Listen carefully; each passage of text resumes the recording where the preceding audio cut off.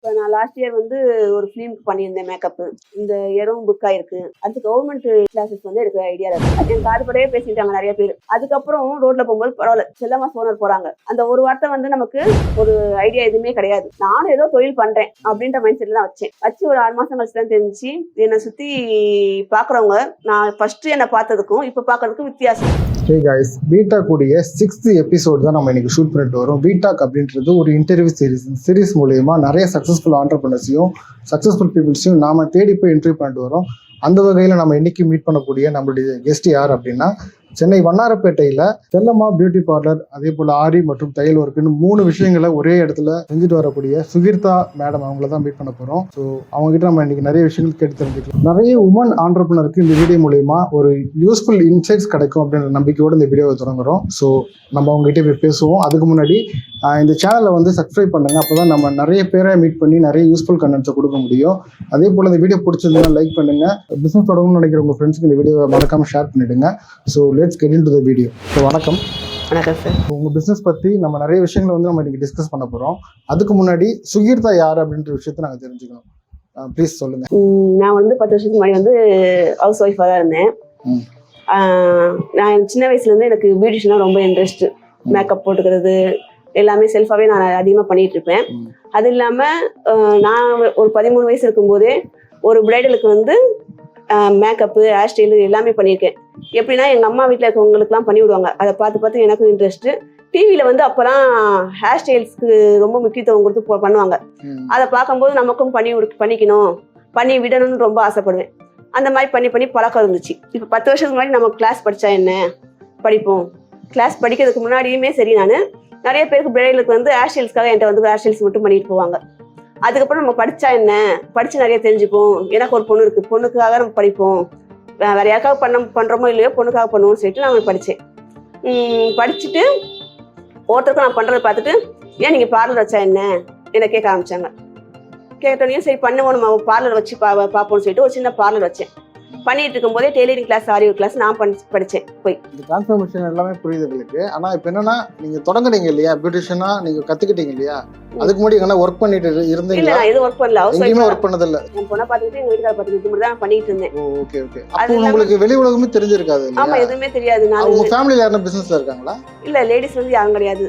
எல்லாமே ஜென்ஸ் மட்டும். அப்பா இருக்காங்க, எங்கள் வீட்டில் இருக்காரு. ஆனால் நான் வந்து பிஸ்னஸ் தான் பண்ணுறாங்க. இல்லை, அவர் வந்து ஒர்க் பண்ணிட்டு இருக்காரு ஒரு ஆஃபீஸில். எங்கள் அப்பா வந்து பிஸ்னஸ் பண்ணிட்டு இருந்தாரு. ஆனால் வந்து நான் வந்து ஹவுஸ் ஒய்ஃப் தான். எங்கள் வீட்டில் யாரும் அந்த அளவுக்கு வெளியே விட மாட்டாங்க. சொந்த ஊர்லாம்? சொந்த ஊர்லாம் மதுரை பக்கம். ஆனால் பிறந்தது சென்னையில் தான் இருக்கோம். நாங்கள் சென்னையில் தான் இருக்கோம். ஆனால் பக்கத்தில் எங்கேயும் ஒரு பாரிஸ் வரைக்கும் தான் நாங்கள் போக மாட்டோம் தனியாக. வெளியிலேயே நீங்கள் போகாமல் இருந்தீங்க. ஆனால் ஒரு பிஸ்னஸ்ன்றது ஒரு தைரியம் இல்லையா, அது பெரிய தைரியம். ஆமாம், நான் வந்து சின்னதானே பண்ண போகிறோம் அப்படின்னு நினச்சி தான் நான் ஃபஸ்ட்டு ஸ்டார்ட் பண்ணேன். ஸ்டார்ட் பண்ணும்போது ஃபர்ஸ்ட்லாம் வெளியே போகும்போது கூட சரி என்னோட சிஸ்டர்ஸை கூப்பிட்டு கூட தனியாலாம் போக மாட்டேன் எங்கேயுமே. அப்படியே போயிட்டு இருந்தது. அதுக்கப்புறம் நம்ம தனியாக போனா என்ன, எங்கே போனாலும் நமக்கு தனியாக தைரியம் வேணும், யார் என்ன பண்ணிடுவா அப்படின்ற தைரியம் வந்துருச்சு. அதுக்கப்புறம் நமக்கு வந்ததுக்கப்புறம் நான் தனியாக போக ஆரம்பிச்சிட்டேன். இந்த ஒரு 5 இயர்ஸாக வந்து எப்பவுமே சரி, எங்கே போனாலும் சரி, எந்த மீட்டிங் போனாலும் சரி, எங்கே போனாலும் சரி, தனியாக போயிட்டு தனியாகவே வர ஆரம்பிச்சிட்டேன். அப்படியே தான் நான் உருவாகிட்டு அப்படியே வந்தேன். இப்போ வந்து ஒரு பெரிய பார்லர் வச்சுட்டு ட்ரைனிங் இன்ஸ்டியூட்டாக கன்வெர்ட் பண்ணி ஆரி ஒர்க்கும் பண்ணிகிட்டு இருக்கேன், டெய்லரிங் ஒர்க்கும் பண்ணிகிட்டு இருக்கோம். ஸ்டூடெண்ட்ஸும் வந்துட்டு இருக்காங்க நமக்கு. பியூட்டிஷியனுக்கு, ஆரி ஒர்க்கு, டெய்லரிங் கிளாஸ்க்கு எல்லாத்துக்குமே ஸ்டூடெண்ட்டும் வந்துட்டு இருக்காங்க. அதாவது நீங்கள் தொடங்குனது பியூட்டிஷியனாக தான் தொடங்குனீங்க? ஆமாம், பியூட்டிஷியன் மட்டும் தான் தொடங்கினேன். அதுக்கப்புறமா நீங்கள் அதுக்காக நான் ட்ரைனிங் கொடுக்கலான்னு சொல்லிட்டு ஒரு இன்ஸ்டியூட் ஸ்டார்ட் பண்ணுறீங்க. அதில் வந்து பியூட்டிஷியன் கற்றுக் கொடுக்குறீங்க. அது போக வந்து 2 இது வந்து சப்பாக ஆட் பண்ணுறீங்க. ஆமாம், ஆரி ஒர்க்கும் பண்ணணும், அதே நேரத்தில் தையல் மிஷினும் பண்ணணும். இதெல்லாம் நீங்கள் இந்த 3 விஷயமே வந்து மேக்ஸிமம் பெண்கள் தான் அது பண்ணுவாங்களே. ஆண்களும் பண்றாங்க, பியூட்டிஷியனா ஆண்களும் இருக்காங்க. ஆனா இது வந்து பெண்கள் தான் அதிகமா பண்ணுவாங்களே. ஆமா, இது வந்து எதுக்காக நான் பண்ணேன்னா, ஃபர்ஸ்ட் பியூட்டிஷியன் தான் பண்ணிட்டு இருந்தேன். அதுக்கடுத்து என்கிட்டே கேட்பாங்க, டெய்லரிங்க்கு எங்க போறது, ஆரி ஒர்க்கு எங்க போறது அப்படின்னு கேட்பாங்க. நமக்கு தான் தெரியுமே, நமக்காக பழகி வச்சது தானே, இப்போ நம்ம சொல்லி கொடுத்தா என்ன, பிரைடலுக்கு பண்ணா என்ன அப்படின்னு சொல்லிட்டு பண்ணிட்டு இருக்கேன். நான் இப்போ எல்லாமே சேர்த்து பண்ணிட்டு இருக்கேன். இது எவ்வளவு சேலஞ்சஸா இருக்கும் உங்களுக்கு வந்து? இப்போ 3 விஷயத்தை நீங்க சிங்கிள் ஹேண்டில் தான் நீங்க ஹேண்டில் பண்றீங்க. ஏன்னா இப்போ இதுல நீங்க வந்து மார்க்கெட்டிங் சைட்லயும் நீங்களே கான்சென்ட்ரேட் பண்ணுவீங்க. இதெல்லாம் எப்படி ஹேண்டில் பண்றீங்க? இது ப்ராசஸ் மொத்தமா சொல்லுங்க. உங்க டே எப்படி இருக்கும்? எனக்கு வந்து இது இன்ட்ரெஸ்ட் இருக்குன்றதால இது ஒரு பெரிய விஷயமா தெரியாது. எல்லாமே எனக்கு மேனேஜ் பண்ண முடியும். டைம் ஷெட்யூல் பண்ணிடுவீங்களா இந்த மாதிரி? இல்ல, அப்படி இல்ல. கிளையண்ட் வந்து எப்போ வருவாங்கன்னு சொல்ல முடியாது. அவங்க எப்போ வராங்களோ அப்பதான் அவங்க அட்டென்ட் பண்ணி ஆகணும். அதுக்கு டைமிங் இருக்கு. இப்போ ஒரு பிரைடுனா கண்டிப்பா அப்பாயின்மெண்ட் இருக்கும், அது ஷெட்யூல் போடலாம். ஸ்டூடெண்ட்னா அப்பாயின்மெண்ட் அப்பாயின்மெண்ட் இருக்கு, அது ஷெட்யூல் போடலாம். ஆனா வந்து கிளைண்ட் வந்து சர்வீஸ்க்கு வர்றது எப்பன்னு சொல்ல முடியாது, அது ஸ்டாஃப் இருக்காங்க, அவங்கள வச்சு நான் மெயின்டைன் பண்ணிப்பேன். ஒரு இனிஷியல் ஸ்டேஜ்ல வந்து ஸ்டாஃப் எல்லாமே நான் மட்டும் தான் பண்ணிட்டு இருந்தேன். ஃபர்ஸ்ட் சின்ன ஷாப்பா வச்சிருந்தேன். அப்ப சின்ன ஷாப்பா வச்சிருக்கும் போது கிளாஸஸ் வந்து வீட்டுல வச்சு எடுத்துட்டு இருந்தேன். சரி சரி. அப்ப வந்து ஆஃப் டேக்கு மேலதான் பார்லர் வர மாதிரி இருந்துச்சு. எல்லாத்தையும் ஒரே இடத்துல நம்ம வைக்கணும், வச்சு ஒரே இடத்துல உட்கார வைக்கணும். பசங்களை ஸ்டூடெண்ட் வந்தாலும் ஸ்டூடெண்ட்டையும் பார்க்கணும், கிளைண்ட் வந்தா கிளைண்ட்டையும் பார்க்கணுன்றதுக்காக எல்லாத்தையும் வைக்கணுன்றதுக்காக பெரிய ஷாப்பா பிடிச்சி பெரிய ஷாப்பா பண்ணிட்டு இருக்கோம். இப்போ மார்க்கெட்டிங் ஸ்ட்ராட்டஜிஸ் என்னோட ஸ்டூடெண்ட் வந்து ஒருத்தர் உள்ள வந்துட்டாங்களே அவங்களுக்கு தெரிஞ்சிடும் நான் கிளாஸஸ் எப்படி எடுக்கிறோம் அப்படின்றது. அவங்களே சொல்லுவாங்க, ஃப்ரெண்ட்ஸுக்குல இருந்து அவங்க ரிலேஷன்ல இருந்து எல்லாருக்குமே சொல்லி அந்த மாதிரி ஸ்டூடெண்ட்ஸ் வரது அதிகமா இருக்கும். வேர்ட் ஆஃப் மவுத்ல இருந்து தான் வராங்க. ஆமா. அது போக நீங்க வேற எதனா மார்க்கெட்டிங் ஸ்ட்ராட்டஜிஸ் அந்த மாதிரி எல்லாம் யூஸ் பண்றீங்களா? இன்ஸ்டாகிராம்ல போடுறோம், அது வந்து லாங்ல இருக்கவங்க தான் நமக்கு கேக்குறாங்க. அதனால அது வந்து செட் ஆக மாட்டேங்குது. நம்ம ஏரியால இருக்கவங்களை கவர் பண்ணணும்னா நம்ம ஸ்டூடெண்டே கூப்பிட்டு வந்துடுறாங்க. இப்போ ஒரு ஸ்டூடெண்ட் வந்தாங்கன்னா கூட 2 பேர் கூப்பிட்டு வந்துடுறாங்க. அவங்களே ஒரு 1 வீக் ஆச்சுனாலே தெரிஞ்சு போயிருது இங்க எப்படி கிளாஸஸ் இருக்குன்னு. அதுக்கப்புறம் அவங்க ஸ்டூடெண்ட் ஒரு 2 பேர் கூப்பிட்டு வந்தாலே அதுக்கப்புறம் நமக்கு பிக்கப் ஆயிடுதுல. நீங்க இதெல்லாம் ஸ்டார்ட் பண்றதுக்கு ஒரு இன்வெஸ்ட்மெண்ட் தேவைப்படும் இல்லையா? அது எப்படி அரேஞ்ச் பண்ணீங்க? நிறைய பேருக்கு விஷயம் வேலை தெரியும், ஆனா தைரியமா காசு போட மாட்டாங்க. அதுக்கு ஒரு தைரியம் வேணும் இல்லையா? அது நீங்க பண்ணியிருக்கீங்க. ஸோ எப்படி அது அந்த தைரியம் வந்துச்சு? எப்படி அரேஞ்ச் பண்ணீங்க? பண்றதுக்கு ஒரு 2 இயர்ஸ்க்கு முன்னாடி தான் நாங்க வீடு கட்டியிருந்தோம். அதனால கையில காசு அமௌண்ட் எதுவுமே கிடையாது. என்னோட சிஸ்டர்ஸ் 2 பேருமே நாங்க தரோம், நீ பண்ணு, உன் மேல நம்பிக்கை இருக்கு அப்படின்னு சொல்லிட்டு என்னோட சிஸ்டர்ஸ் தான் எல்லாமே அரேஞ்ச் பண்ணி கொடுத்தாங்க. பண்ணி கொடுத்து ஒரு 2 இயர்ஸ்ல எல்லாத்தையும் நாங்க செட் பண்ணியாச்சு. என்னோட ஹஸ்பண்ட் தான் எல்லாத்தையும் செட் பண்ணார் ஃபர்ஸ்ட். அதுக்கப்புறம் நாங்க பாத்துக்கிட்டோம் எல்லாருமே. ஆனா இப்போ உங்க குடும்பத்துக்குள்ளே ஒரு உதவி பண்ணி நீங்க அது மூலமா. என்னோட சிஸ்டர்ஸ் இல்லைன்னா நான் இந்த அளவுக்கு வந்திருக்கிறது பெரிய விஷயம். அது மட்டும் இல்லாம இப்போ நீங்க ஆரி ஒர்க்கையும் அதே மாதிரி இப்போ தையல் மிஷின் 2த்தையும் பண்றீங்க. இதையும் நீங்க கத்துக்கிட்டீங்களா? நீங்களே கத்துக்கிட்டு அப்புறமா அது உள்ள வந்து? ஆமா, இது நம்ம எப்பயுமே சரி, ஆள் வச்சு பண்றதை விட நமக்கு தெரிஞ்சாதான் அவங்க என்ன மிஸ்டேக் பண்றாங்கறத நம்ம சொல்ல முடியும். என்னதான் ஸ்டாஃப் இருந்தாலும் அவங்களுக்கு பண்ணுவாங்க, அவங்களுக்கு என்ன தெரிய போகுது அப்படின்னு தப்பு பண்ணா அந்த இடத்துல நம்ம கண்டுபிடிக்க முடியாது. நமக்கு ஃபர்ஸ்ட் எல்லாமே தெரிஞ்சுக்கணும். தெரிஞ்சிருந்தாதான் ஸ்டாஃப் வச்சு ஒர்க் பண்ணும்போது அதை மேனேஜ் பண்ண முடியும். அதாவது நம்ம ஓனரா இருக்கணும்னா முதல் தகுதி நம்ம வேலைக்காரனா இருக்கணும். ஆமா, சொல்ல வரீங்க. ஃபர்ஸ்ட் வேலை தெரிஞ்சாதான் நம்ம அதை ஒர்க் பண்ணவே முடியும். நீங்க இப்போ கொண்டு வந்திருக்கீங்களா ஒரு சிஸ்டம்? எவ்வளவு பேர் இருப்பாங்க உங்களுக்கு அந்த ஸ்டூடெண்ட்ஸ்? எவ்வளவு பேர் உங்க கிட்ட படிச்சுட்டு வெளில போயிருப்பாங்க? இப்போ வரைக்கும் ஒரு 50 ஸ்டூடெண்ட்ஸ் படிச்சுட்டு வெளியே போயிருப்பாங்க.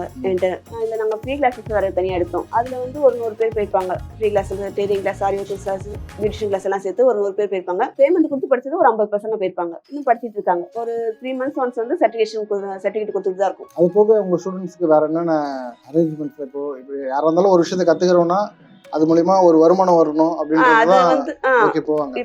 இப்போ உங்க ஸ்டூடெண்ட்ஸ்க்கு நீங்க அந்த மாதிரி வருமானத்துக்காக ஏதாச்சும் ஹெல்ப் பண்றீங்களா?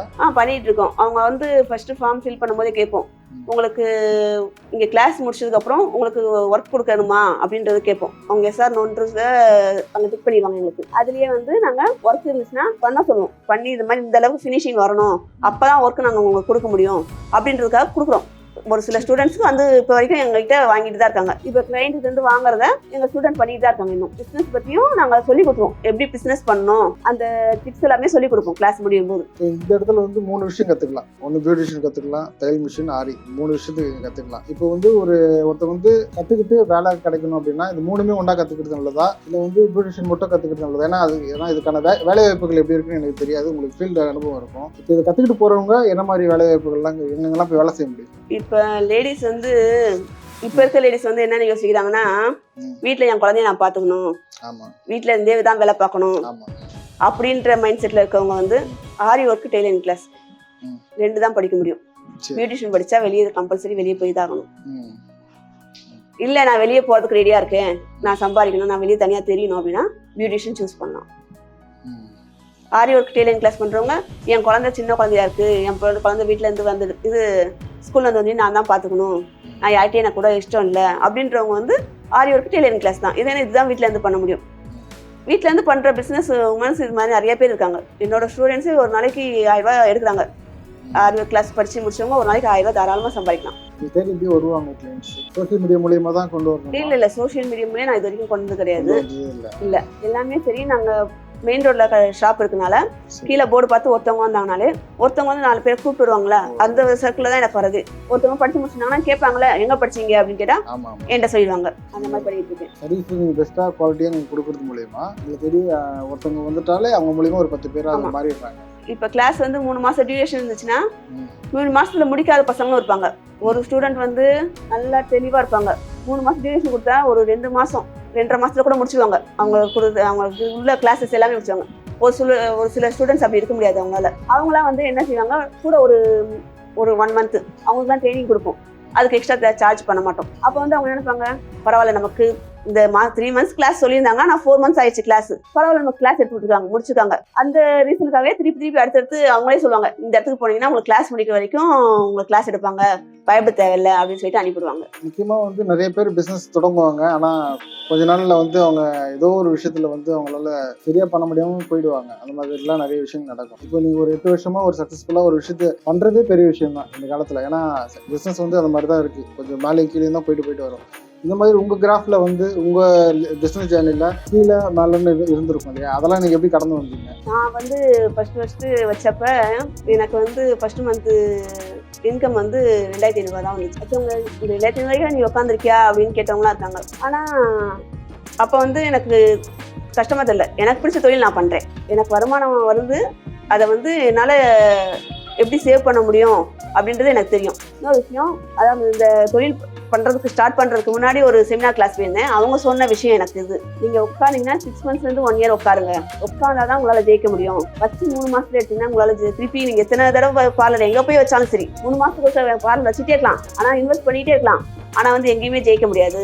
உட்காந்திங்கன்னா ஸ்டாண்டர்டாக 6 monthsலேருந்து 1 year உட்காந்து தான் ஆகணும் அப்படின்னாங்க. 1 year வரைக்கும் நமக்கு இன்கம் கம்மியாக தான் இருக்கும், நம்ம கை காசு போட்டு எல்லாமே பண்ணுற மாதிரி இருக்கும். ஆனால் 1 yearக்கு அப்புறம் ஓகே நமக்கும் வராங்க, நம்மளை தேடி வராங்க கிளைண்ட்டு அப்படின்ற போது அது ஒரு சந்தோஷம். அந்த இது மூலியம் சம்பாதிப்போம். அப்புறம் கொரோனா வந்துச்சு. கொரோனா லாக்டவுனில் கொஞ்சம் டவுன் ஆச்சு, ரொம்பவே டவுன் ஆயிடுச்சு. அதுக்கப்புறம் அந்த டைமில் தான் நான் இந்த ஷாப் வச்சேன்.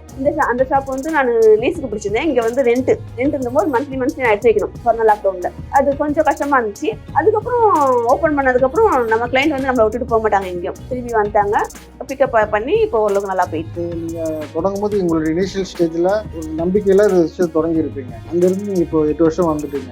இப்போ இந்த இடத்துல நீங்கள் எப்படி யோசிக்கிறீங்க, எவ்வளோ தூரம் நீங்கள் வளர்ந்துருக்கீங்கன்னு நினைக்கிறீங்க, அடுத்து நீங்கள் என்ன நல்லா பண்ணணும்னு ஐடியா வச்சிருக்கீங்க? நான் ஷாப் வைக்கும்போது எனக்கு வந்து ஒரு ஐடியா எதுவுமே கிடையாது. நானும் ஏதோ தொழில் பண்றேன் அப்படின்ற மைண்ட் செட்லாம் வச்சு ஒரு 6 மாசம் கழிச்சு தான் தெரிஞ்சு என்னை சுத்தி பாக்குறவங்க நான் ஃபர்ஸ்ட் என்னை பார்த்ததுக்கும் இப்ப பாக்குறதுக்கும் வித்தியாசம். அதுதான் தேவை.